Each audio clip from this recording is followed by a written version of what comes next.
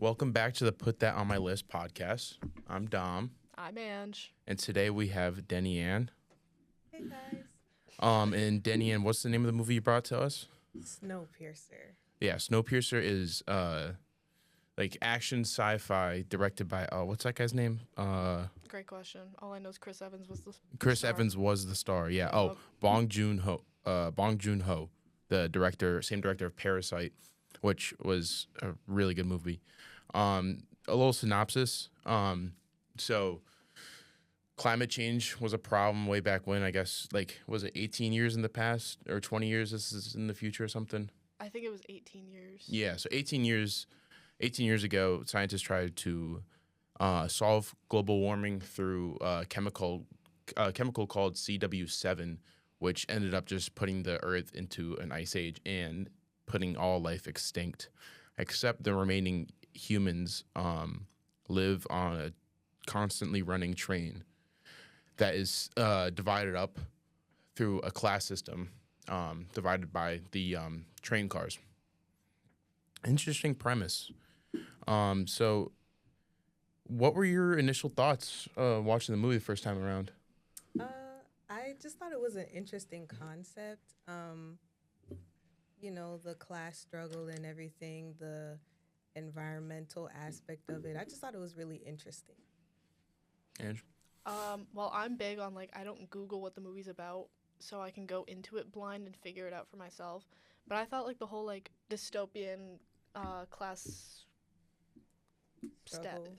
Class struggle, class status. I thought that was, an interesting topic you'd never see in, movies at all. And it felt like more of, a modern movie. I didn't think it came out in, 2013. Yeah, it definitely had that kind of present feel. I guess this was originally an adaptation of a graphic novel. Yeah. I did a little research this morning. It was a French graphic novel. Yeah. Interesting. And there's also a TV series that came out a couple years ago. Yeah. That's by the same name and I think the same source material, but they're a little different. Not connected, but it was made in the 80s, which I don't know what the climate crisis scene looked like back then, which is kind of interesting because that's better than now. Well, I mean, better than now, but was it more like a theory or like? It was probably more ahead of its time back then because I think the original graphic novel came out in '82, so maybe it was more of maybe this is what the future is gonna look like. Yeah, which is interesting to think about because I mean that is obviously a very real concern, but without being depressed about it, we're gonna pretend it's all in a movie. So it's all fictional, guys. All fictional. Nothing is real.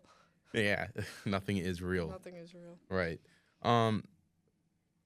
So why exactly did you want to bring that movie up or choose that movie? I just wanted to know what other people thought of it. A lot of times when I watch a movie, I'm watching it by myself, so it's always good to get, other opinions, other viewpoints. So I always try to implore my sister to watch something, but sometimes she'll be like, I don't want to watch that. So I'm like, okay, well, I need somebody to talk to this movie about, so where am I going to do it? Right. It's always that's what I always have with my friends. I'm like, dude, you need to watch this. You need to watch this. And I'm building up a list for him. And then they never do. They never do. No. My best friend still hasn't watched the second sequel series of Naruto, which I don't know if you guys watched that, but it's so important to watch it. And it pisses me off. Anywho, before I get off on a tangent on that. So I first want to ask, do you guys think this is is this a rewatchable movie for you, and would you recommend it? I know obviously you would recommend it. But I guess think more in the sense of going out to a random friend, hey, you should watch this, it's that kind of stuff. But are you gonna rewatch it? Is this a comfort movie, or you're just gonna sit down and rewatch? I don't think I personally would sit down and rewatch it, only because I felt hella anxious the entire time I was watching it. A little bit, because it's that the cliche oh, we gotta get to this goal, we gotta get here, oh, but all these struggles are happening. I was just come on, you're right there. But I think in the same sense of you, I would recommend it to people just to get their opinion on it. Right. But I personally wouldn't rewatch it, but I would recommend it to other people for again, their opinions.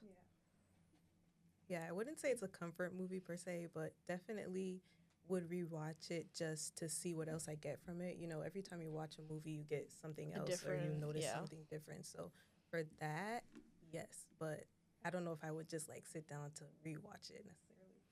Yeah, I don't know if I would do either. I'm not gonna lie.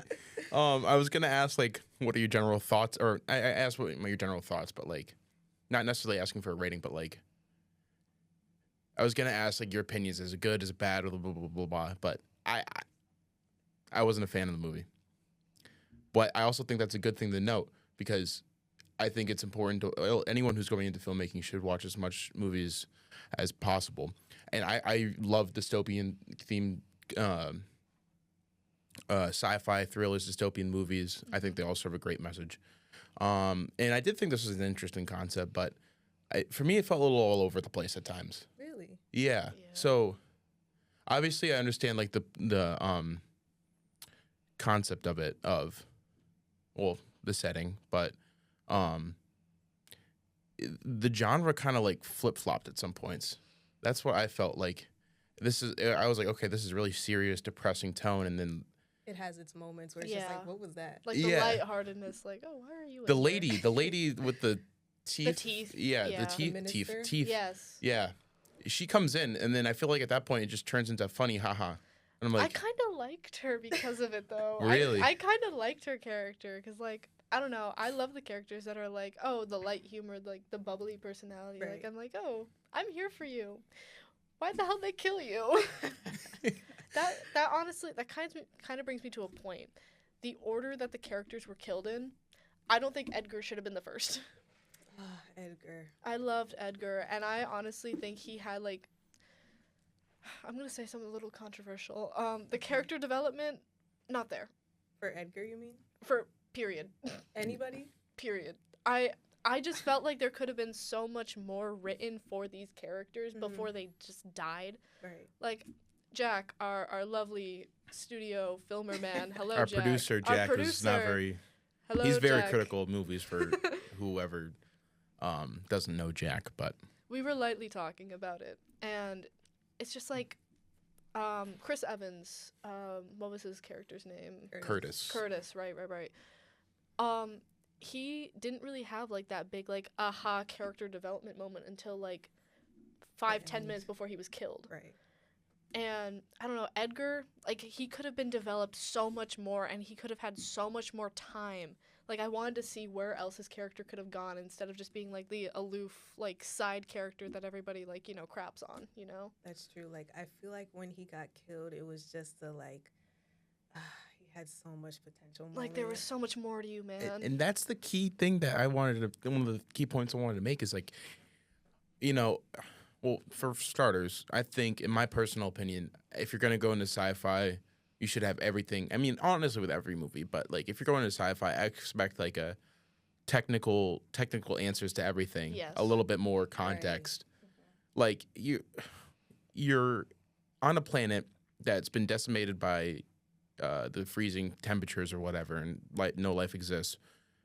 How is this fuel being supplied to the train constantly, and how is the train being heated constantly for them to right, survive? like where are they getting this Which I know is coal? like, you know, like is something you could just be like, hey, it's a movie, shut up.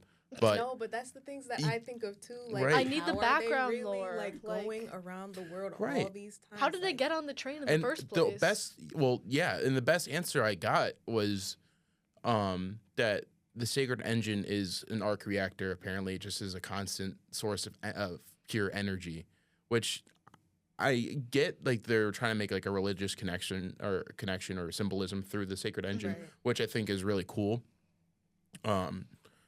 But and I personally need a little bit more than that. Yeah. And I think the movie did too. Because, like, that part, like, I got, and I'm like, okay, so this is how the train functions. And then we get to the end, and, like, oh, surprise, surprise, Jimmy's there shoveling coal. Where are they getting the coal from? I thought it was, like, you know, Sure. powered, like, through this other, like, source.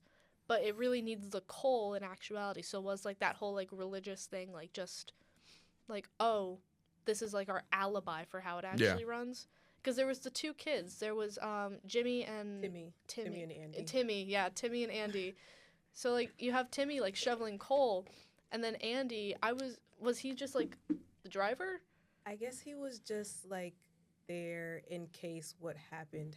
So like that front part of the train opened up and he Yeah. immediately climbed in. So I mean, when it got to that point, honestly, the thing that I was thinking the most is how did they get them to be so obedient? Like they just took them from the back cars where that was all that they knew, and then now when we see them again, it's like they're barely listening to Curtis, someone they've known their whole life, and just you know helping the sacred engine. That's what came to mind when I was Yeah. watching that part. And not only that, too, like, from what I saw, like, the entire movie takes place in, like, what, a day? Like, over the course of a day? Yeah, a few hours. I Yeah. think the Yeah. revolt lasted. So how long did it take for, like, them to be so, like, obedient? And were they, like, hypnotized? Well, Were they- you mean like the people of the trail engine? No, the kids. Oh. Yeah, because it's been like a couple hours. Yeah, that's the part that I was a At little most. lost Yeah, that's like, on. I didn't even think about that. Yeah, I was like, what? I think, did well, they they do? did. I mean, they didn't make it clear, but they did state like when people get taken from the trail or train or tail, the tail engine, they are kind of they're forced in a position like that guy who's making the protein bars, and then And the violinist. psychologically their brain gets rewired to think that's They're being brainwashed or something. not brain. I think it's more of like a Sense of not like freedom. a giant machines coming over and then zapping their brain, but more of like The they're relief forced of in that freedom position, and so all they that. think their whole purpose is that position after a period of time, and they're just being psychologically tortured. But over the course of a couple The hours? Right, turnaround and that's was the so other thing. So quick. you're absolutely right. Yeah. That I think that's what they're trying to go for, but it doesn't make sense to just like throw that kid in there. Yeah. Same Um, with like the violinist and the guy who's making the protein bars. Right. Like they weren't taken that long before Andy and Jimmy. Before they were Jimmy. brain. I keep wanting to call him Jimmy. I don't know why. Yeah. The turnaround is crazy. Whatever they're doing it right. Yeah, but the point I wanted to make is like I do It think doesn't there's make some sense. potential for this, Mm-hmm. the story of it. If they could explain a little of those smaller details. Yeah. Right. More like I was thinking as I'm watching the movie, what if like the actual movement of the train is generating energy that they're siphoning, and therefore it's like a constant cycle, and they're using that to heat themselves, something like small like that. Because That- not Kinda only like that, with the water, they kind of explain that with the water, like how they it breaks said- the ice. Yeah. Yeah, and that was a That's really recycled. good. That That was was a really good, good note. yeah. Yeah, and I'm glad they did that. But and then there's also, something, the protein bars and the bugs, where yeah, are they where- getting this how are unlimited these source? Yeah. these cockroaches. Unless yeah. they're breeding them. That's my only guess, but I like. Obviously, not everything needs to make scientific sense, yeah. but it needs to make sense. Yeah, they could have gone a step further. With Arc this movie. reactor that powers Iron Man's suit doesn't. It's theoretically. It's in theory a thing, but it's not. We know it's not possible, at least right Exactly. now, with modern technology. But it's a device that constantly powers the suit and has its like own recyclable energy, something that's been theorized but never Confirmed. true in real life, right? Yeah. But you can forgive like the made up sci-fi stuff or like the made up rules for the sake of the story. That's fine. I think I was just as I was walking to class earlier, I was thinking about this. I'm like, what if their solution wasn't like a train going around the globe, but what if it was a train in space, kind of like going around the globe, Around the like a planet. satellite kind of thing. I don't know. It was just an idea that randomly popped in my head, like kind of like a ring around the planet. Yeah. They could have maybe made some room for that, and then that way you don't have to be weary of avalanches or anything. Because like I feel like with just like a sci-fi movie, kind of like to piggyback on like the Iron Man thing, if it was like purely like a sci-fi movie, then like a little less explanation is fine. But since it's like such a dystopian, classism heavy sci-fi movie, it's more like realistic, if you know what I mean. Sure. So like I feel like more context to things would be like 20 times better. Right. That's so And even like the frozen people that the elementary kids The are looking 7? at. Yeah, the 7 people. More context to that would have been like awesome, like a flashback or something yeah, to a them like flashback would've been escaping. So good. Like Right. that would have been Yeah, great. and that's another thing. Like I think it needed more context. Like I would have loved to see Chris Evans's character Curtis, like the flashback of him getting on the train as a young teenager, Yeah, him living in that exactly. well, living as like a cannibal, for whatever reason, then they magically make protein bars Hmm. for the trail people. But I feel like just like a half hour more to leave room for like all of like the flashbacks and more context would have like made it so much better. Because then there's also that old guy who's like, oh yeah, Gilliam. yeah, I'm so bad with the names. It's not even, that's the thing. There were Gilliam. so many. Yeah. Because there was the old guy who worked with the guy who actually runs the train. More Right. context to how they know each other. Like what's their I would've loved that. association? Yeah. Because like we're just like, oh yeah, I know him. Like I worked with How him. did that begin? How That's did what that I'm start? saying. Yeah. all right, yeah. So we definitely agree on the fact that there are a lot of missing pieces and that there's missing potential, which I would love to understand, like technically what happened in the production. That's one of the things I always think about is were they rushed by a major studio in the pre-production, so Yeah. they knew there was going to be a lot of plot holes and filmed it anyways.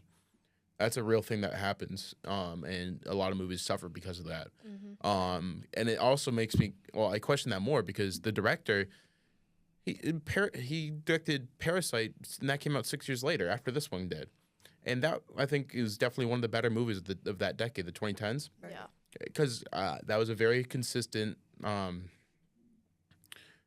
movie. I don't know if there was original source material for not or not for that, but that was very good and very well praised. And it's kind of unfortunate to see. Well, I guess you can be optimistic and say this guy learned from the past and now has since made a better film because of that. Parasite coming out later, but you know he also made Mickey 17, which was kind of a letdown for me. But Robert Pattinson. yeah. Also, another thing I would have loved to see a little bit more gore and blood. More? Yeah. Really? Yeah. This might be a controversial take. No, I get it though. Because like especially with there was, don't get me wrong, there was blood. There was a little bit. But for a rated R movie, that's what I'm saying. And the reason for that is because you're attacking real themes, present themes, not just like the global warming and whatnot, but like the dystopian themes and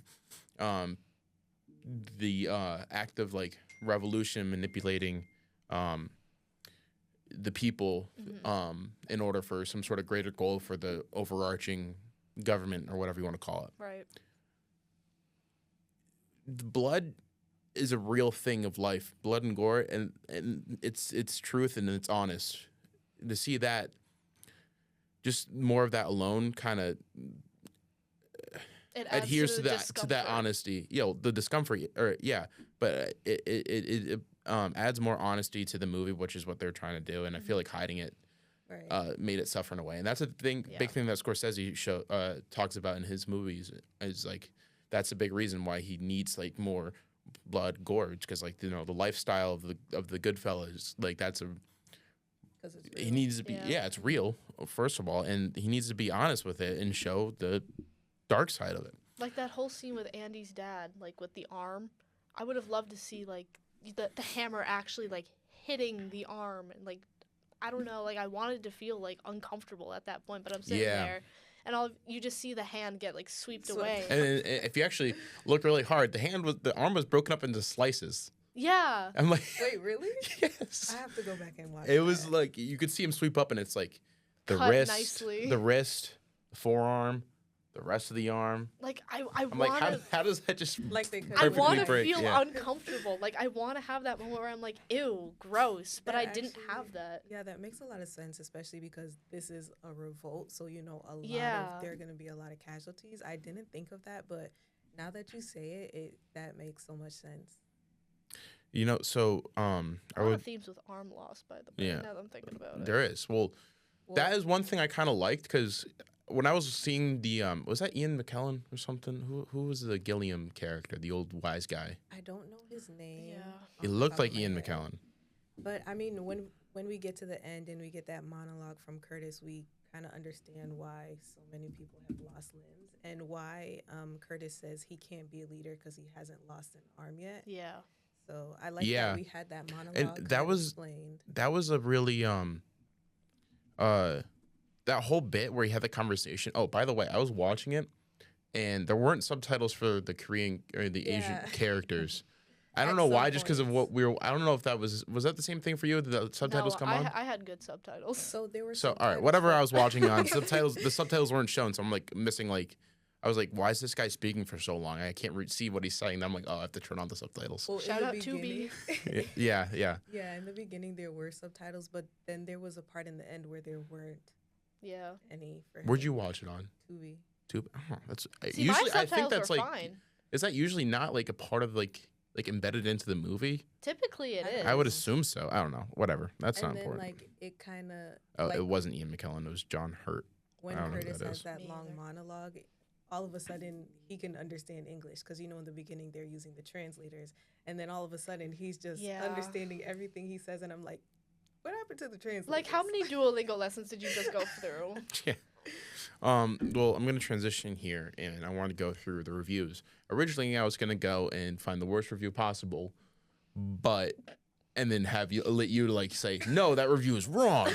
But gosh. since we kind of like are on the same page of what we thought about the movie, more or less, I'm gonna try and find the best, the highest rated. Oh my god, my laptop's not working, but the highest rated review on IMDb, because I don't know about you guys. I like going through that stuff after I've watched a movie. Rotten Tomatoes is my best friend. I I hate never- Rotten Tomatoes. Really? They're lying thieves that is funded by. They're not thieves. They're just lobbied. I just like looking at the The percent that critics are they give. lobbied. I Uh, never go on either of those. So now anyone if I from wanna Rotten go Tomatoes, on don't one- blacklist me because I said that. Not sponsored. So I Yeah, should be going literally. on IMDb, not Rotten Or Tomatoes. Letterbox. Letterbox is Um, great too. Letterbox is good. I mean, it's all like public opinion stuff, but yeah, but you get like a good idea. oh, this one's such a. I never This look at one's- reviews. okay. Really? Really. So I don't regularly, but I like to do so every now and then. Yeah, depending on Um, the movie. But I do have the IMDb app installed on my phone, so You would. yeah. So this one 8 out of 10, and the subject line says yes, it's a metaphor, but it's a test. Oh yeah, but it's a tense one. So the review said by Thom Durd, whatever that guy's name is. I think it's probably just Tom with an H. Oh.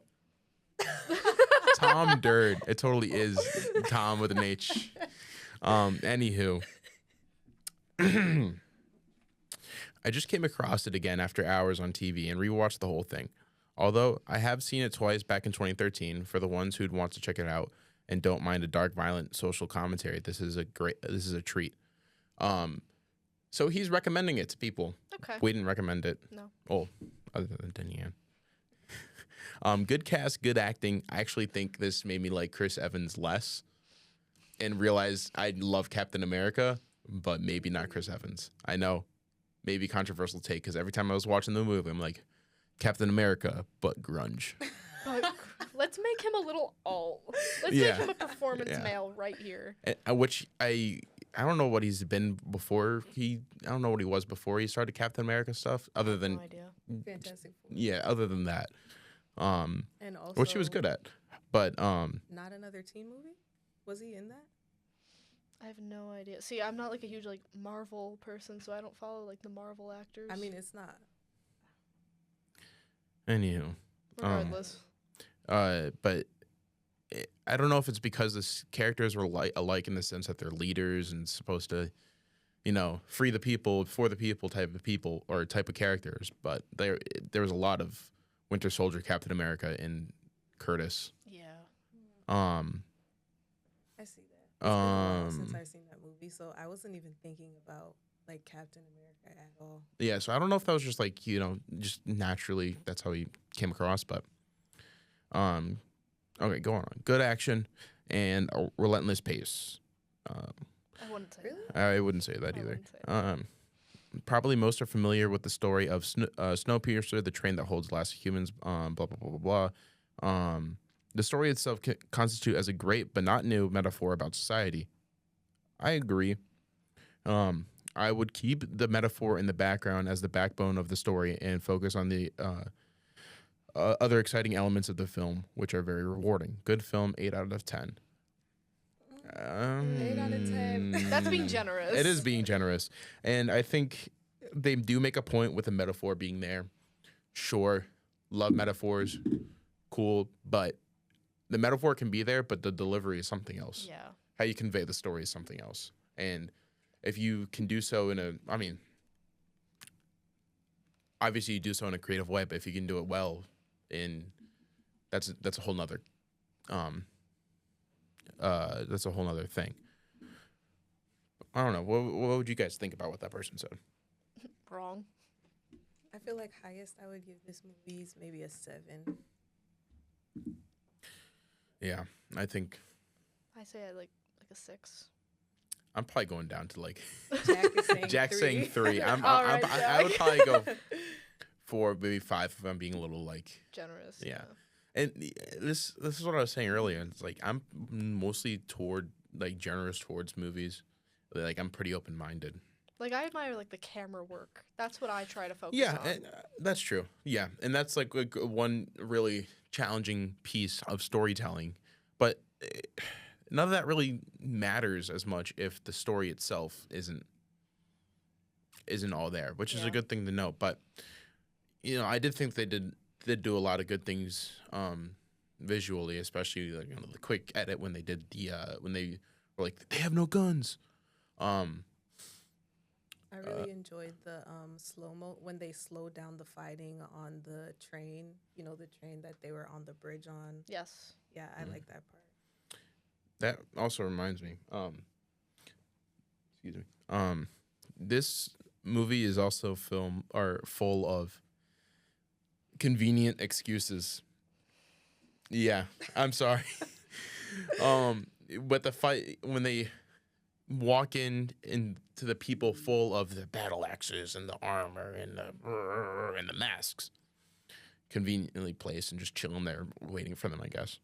And they brought up the night vision goggles. I'm like, oh, of course they can shut down the windows and turn the windows off. And of course they've thought about that when they were building the train. Yeah. They didn't shut the windows off. No, just the long exactly is tunnel. my point. They had the night vision goggles just in time for them to go through a tunnel. You know what I mean? I'm like, I mean- wait a minute. They're Not going through only the that, tunnel right now. They also were just like, oh, they have no bullets. They have no bullets. Like, what, 20 minutes into the film? And then there's bullets at the end of the movie. Right. Which I guess I can forgive a little bit because the whole We're being lied Jack's to. saying no, but I can forgive it in the sense of the fact that they're constantly manipulating Right. the people, right? So in my thought process, maybe save the guns for when they deem or save the bullets for when they deem absolutely necessary Yeah, because they that's are a true. limited resource Yeah. and they aren't extinct at the time. But I don't know. When it came to that part, I was just thinking more of the fact that it kind of shows the difference in like class more when it comes to the back of the train and the front of the train. Because yeah, they had those night goggle visions right at the exact time they needed to, but I think that's because They know that it's they in the coming. front have the luxury of windows that the people in the back Yeah. don't. It also was showing the class difference because they have night vision goggles, but they literally had to use a torch and fire. Sure. So I think it just goes to show like the difference, like how big Yeah. that difference is between the front and the Not back. only I that, absolutely agree. that one girl knew about the tunnel.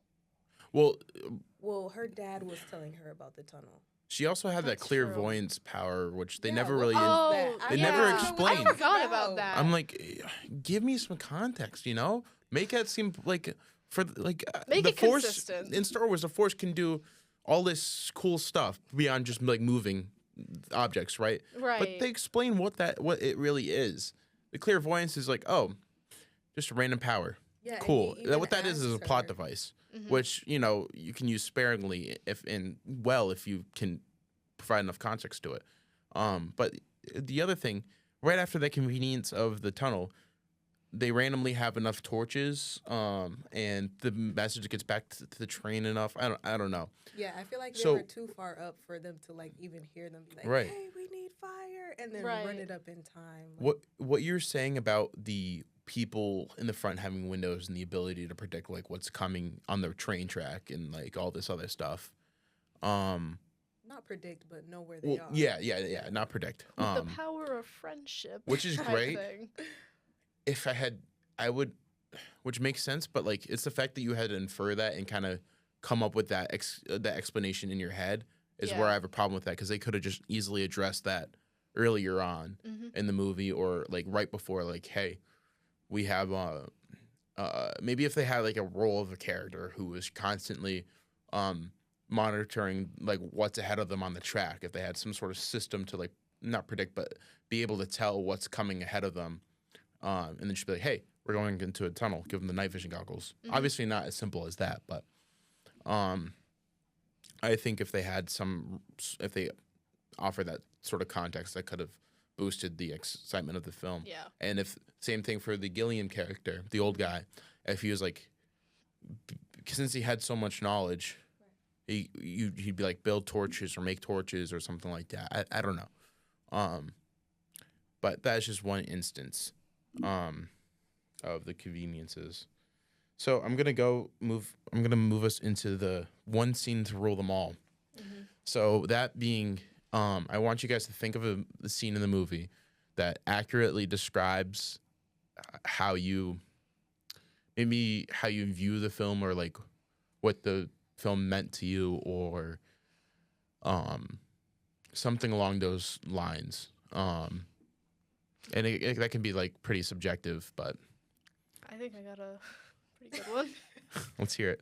Andy's dad getting his arm like hammered off. That's what it felt like watching the plot of this movie. I'm not gonna lie. I just take my arm off. Take my arm off. I can't follow this. All right. It was just struggling. Yeah. I did like the ending though.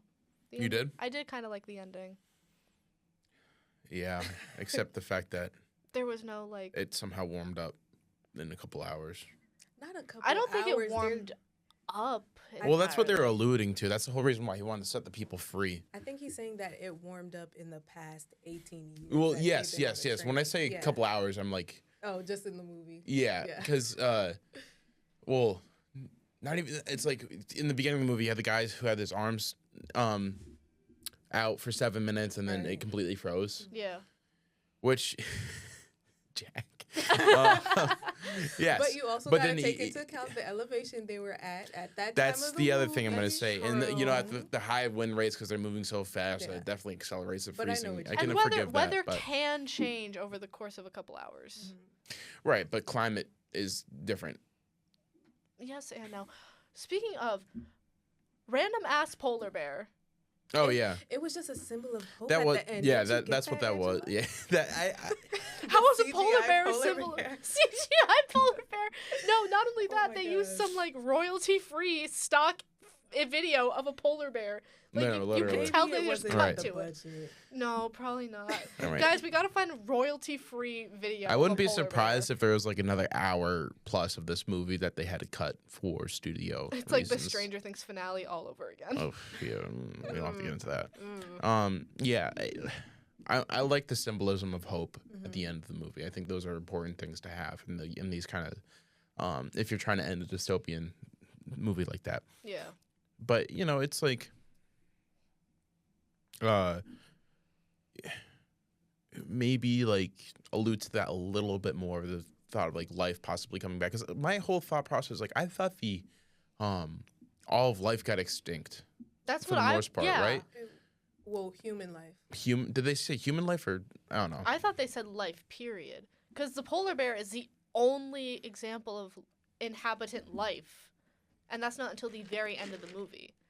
Like, yeah, we see the frozen people, but, like, that's, they're dead, frozen, gone, bye. Like, we just see a singular polar bear at the end. So maybe, yeah, it could be a symbol of hope. Like, oh, everything's, like, starting to come back. Like, life is coming back. But at the same time... Wally did it better. Props Wally to Wally. did it better. Yes. Ugh, we should bring someone on to talk about Wally. Yeah, we should. I don't know. Do you have a scene that you thought defined the movie as whatever it meant to you, or the whole like synopsis of the movie? I don't know if I can think of a scene that Or it can be like a sequence too, like a series of events. But I'm thinking about what you said earlier about it. Like, it's a sci-fi and it felt serious at times, but then like other times it just felt like, well, what was that? Like, and I'm thinking about the part where Curtis, they're in that same train with the like night vision goggles and everything, and then Curtis slips on the fish. Do you remember that? Yeah. Yeah, it was just like Where'd the fish come from? it was the fish The that they sushi opened cart. up. Yeah, I know. Did the sushi come before or after that scene? After. Yeah, so after. that's Which what they I'm did a good saying. job. But the aquarium was before that one, right? No, that was all after. That was the sushi scene. Because remember, they had captured, in that battle, they captured the Brit lady. Yes, And then yes, she yes, was yes, yes, walking yes. them through, and then they found all these crazy carts. Okay. That, Hey guys, I know we just like had a bunch of people die, but let's have some sushi. and like, the nightclub, oh yeah, Yeah, and the that. cars were very random, but which, you know, I can it's just going to show that class divide. I can forgive. Well, if it were done a little bit better, I can forgive the randomness of the carts because it kind of reminds me of Willy Wonka.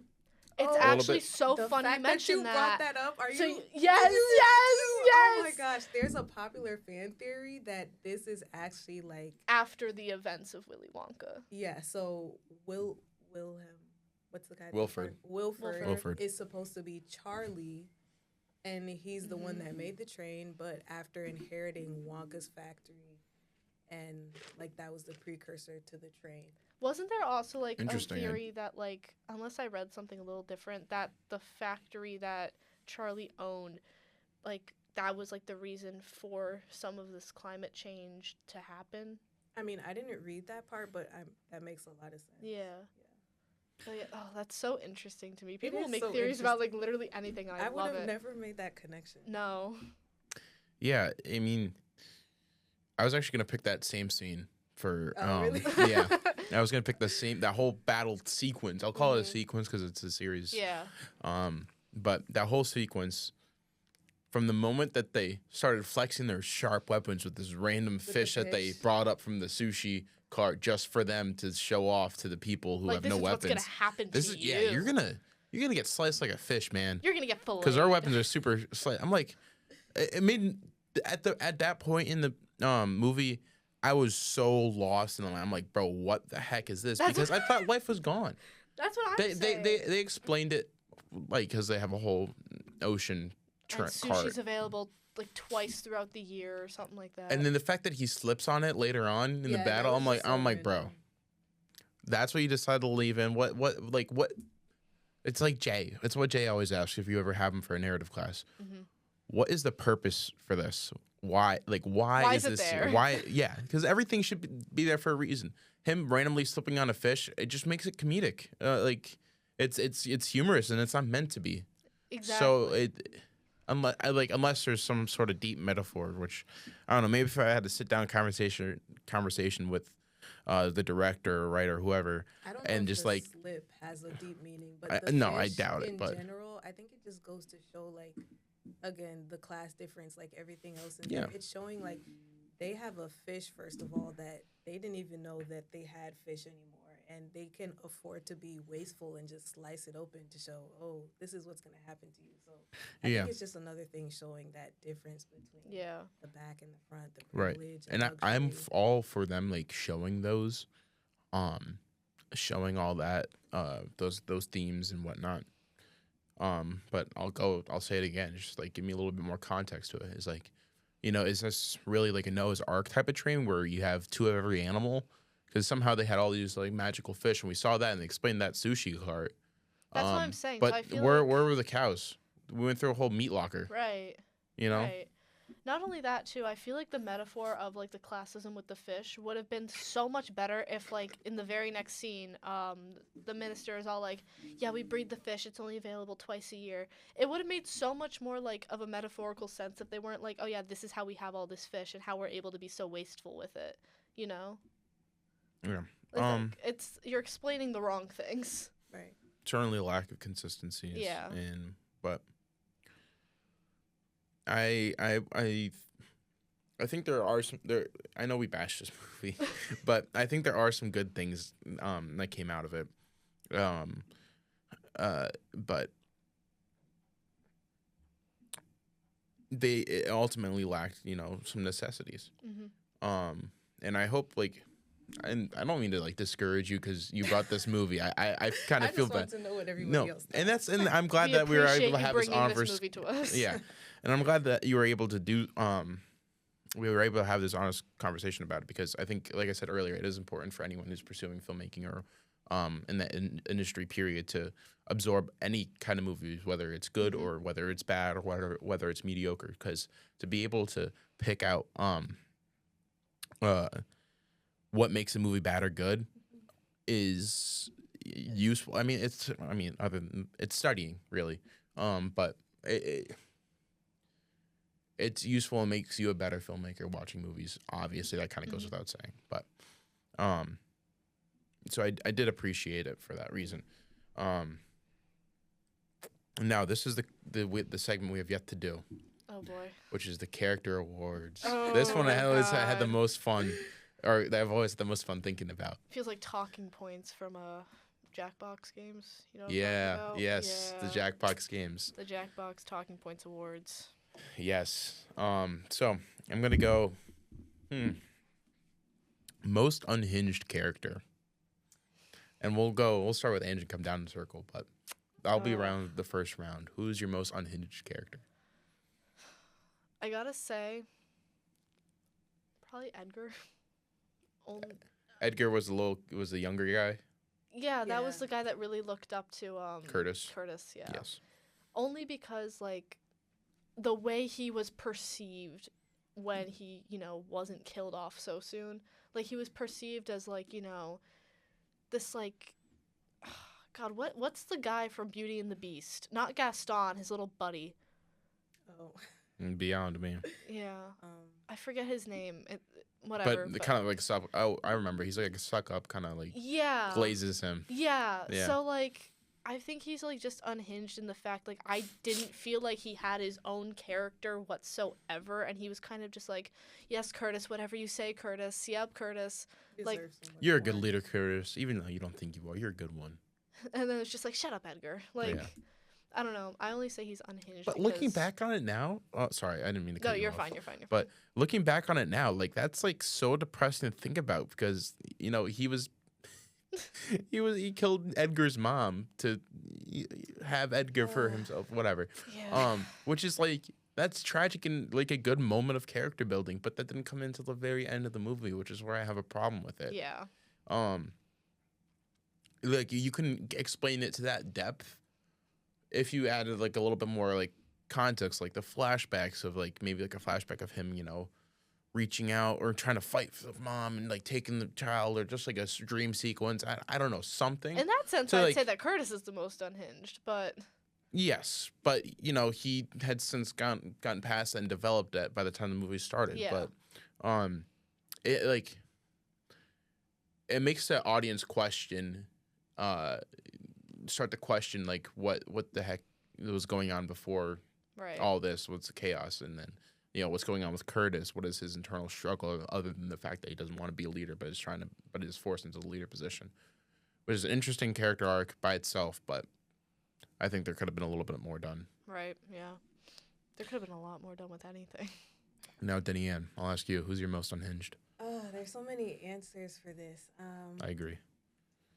I feel like I could say anyone that was on the side of the train because just how much they believed in like the whole thing, even though it was so Like the teacher? ridiculous. Yeah, like or That the poor egghead pregnant guy, teacher. or like.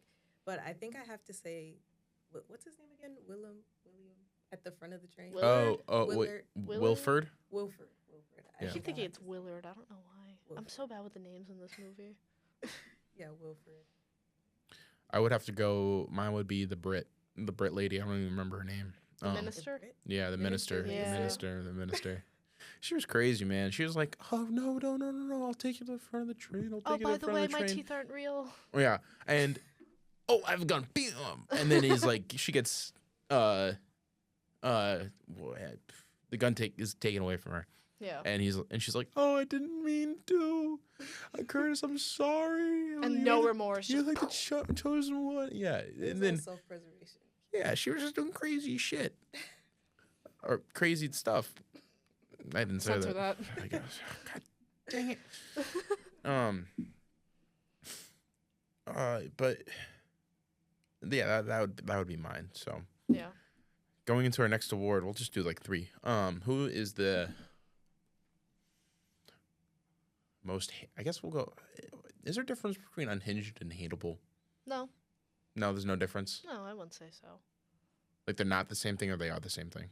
They're not the same thing. 'Cause, Okay. like one's like, oh, you're So- just a guy, and one's like, oh, I cannot stand you. All right, so we'll go in the most hateable. I call it the most punchable character. Like, who do you just want Ooh, to punch in yeah. the face? Like, oh, Uh, you're a smug ass. You're a smug guy. I gotta think about this actually.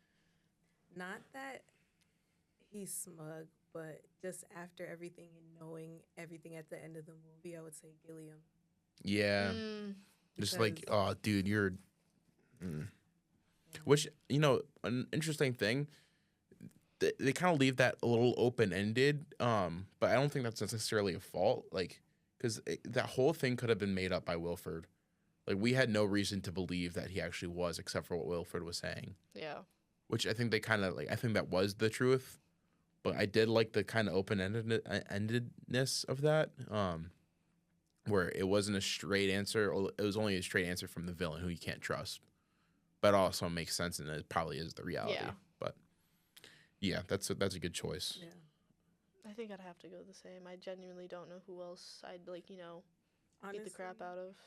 The only other person I would say is Curtis, but just because of the way that he did Edgar. Yeah.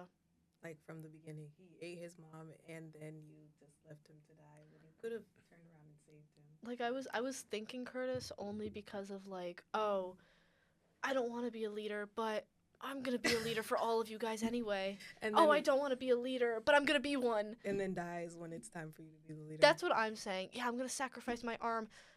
Now I'm a leader. Like, come I'm on. gonna sacrifice my arm to save this kid and just like end humanity. Right. Like in Um, that sense, I'd say he's the most punchable, but like at the same time, he did like lead them to victory for like 5 seconds. So I think mine would probably, since you guys said Gilliam or whatever his name is, I'm probably gonna go with I already used the Brit, but the I like how she's just the Brit. I can't to you. remember her name. The The minister, minister. whatever. Minister Minister. Mason? I don't even know if that's a British accent or not. Wilford. Mm. Wilford. I mean, that's pretty. See, I don't know. To me, I don't know if I'm there's, assuming you both know Smiling Friends. Yes. Yeah. Okay. Well, Smile and nod right now. See, okay, there we go.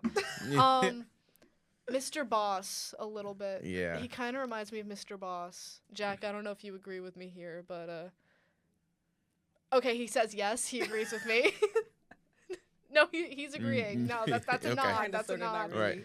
I don't know. He kind of just reminds me of like Mr. Boss because like there's moments where like you're like, oh, I hate you, but you're kind of funny. I don't know. Right. I think he kind of adds to like the comedic effect of that movie, in like his own like stupid weird way. Like, I don't know. Yeah, for sure. Is there another option that I might have? Because like, obviously he's a villain of the movie, but Right. I also think like I mean, him and Curtis Someone- are kind of the same, though. they are. Mm. They are very similar.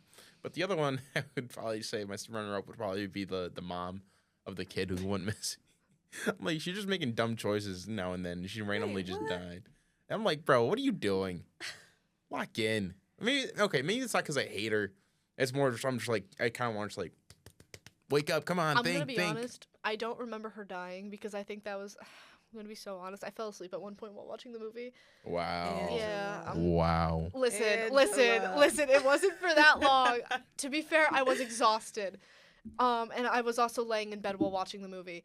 But I think I low key like passed out like right before she died because I woke up. I'm like, wait, where's the mom? Where'd she go? Oh, she might have died. Okay, everybody's dying then. So Yeah.